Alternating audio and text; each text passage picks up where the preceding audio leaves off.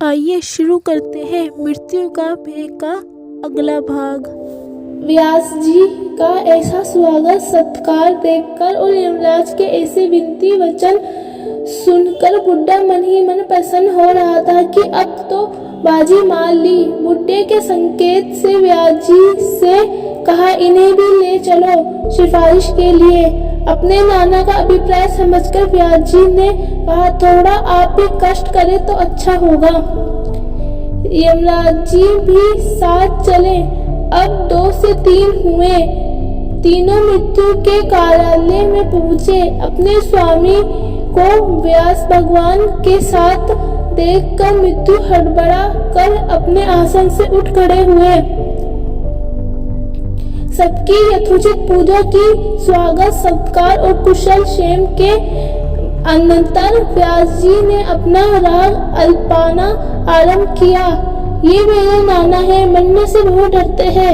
यमराज जी ने इन्हें क्षमा कर दिया है, आप भी इन्हें क्षमा करें।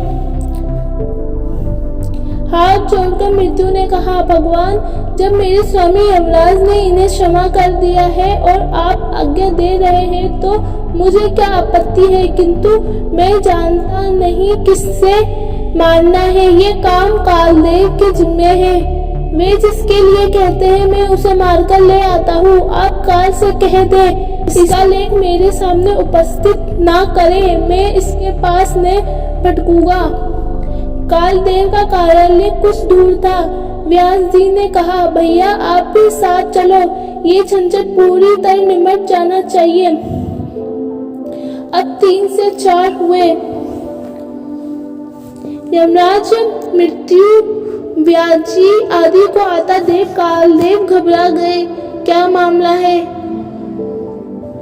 अस्तु पूजा कुशल के अनंतर व्यास जी ने संक्षेप में सुनाया, ये मेरे नाना है, मरने से बहुत डरते हैं। यमराज मृत्यु देव ने इन्हें क्षमा कर दिया है, आप भी इन पर कृपा करें।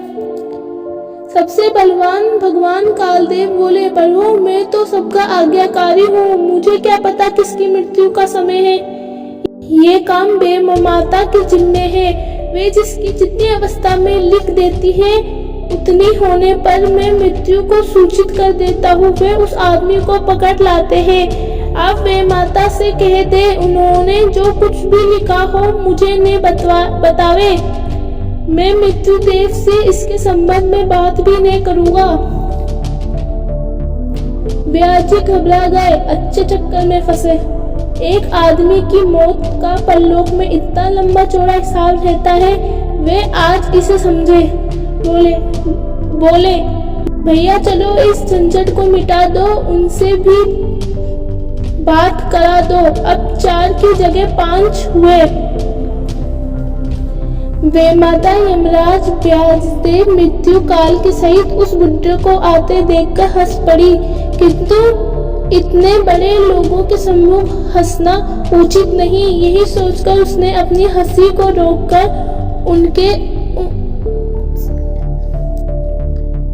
उसने सबका आदर संस्कार किया, सबकी पूजा की। व्यास जी का ध्यान पूजा की ओर नहीं था। जब ये सब शिष्टाचार हो गया तो वे बोले, ये मेरे नाना है, यमराज मृत्यु और कालदेव ने इन्हें क्षमा कर दिया है, आप भी इनका लेख मेट दे जिससे ये मृत्यु के भय से छूट जाए। जो बाण एक बार धनुष से छूट गया वह लौट कर नहीं आता, वह तो लक्ष्य को भेद कर ही समाप्त होगा। मेरा काम ये है कि प्राणियों की मृत्यु के संयोग को लिखना, किस समय किस स्थान पर किस दिशा में किसकी कब मृत्यु होगी यह मैं लिख देती हूँ। वैसा ही संयोग जुट जाने पर काल मृत्यु को सूचना देते हैं, तब ये प्राणियों को पकड़कर यमराज के सामने उपस्थित कर देते हैं। मैं जानती थी कि ये भगवान व्यास देव के नाना होंगे, मृत्यु से बहुत डरेंगे, इसलिए मैंने मृत्यु का ऐसा असंभव संयोग लिखा जो न आज तक जुटा था न आगे जुटने की संभावना थी। मैंने सोचा मुझे खाना पूर्ति तो करनी ही पड़ेगी, ऐसा संयोग लिख दो कि न कभी जुटे न इनकी मृत्यु हो। देखिए मैंने इनकी मृत्यु के संयोग कोष्टक में यही लिखा था, इतना कहकर वे माता ने अपने बही खाते को व्याजी के सम्मुख रखा। व्याजी उसे पढ़ने लगे। जिस समय व्याजी, यमराज, मृतक देव, काल ये सब एक साथ मिलकर वे माता के यहाँ बैठे होंगे और यह निषाद राज भी वहाँ उपस्थित होगा और व्याजी इसके खाते को पढ़ते होंगे, इसकी मृत्यु होगी। व्याजी पढ़ रहे थे कि उसके नाना धड़ाम से नीचे गिर पड़े और उसके प्राण मृत्यु देव ने उसी जगह पकड़कर यमराज के अधीन कर दिया।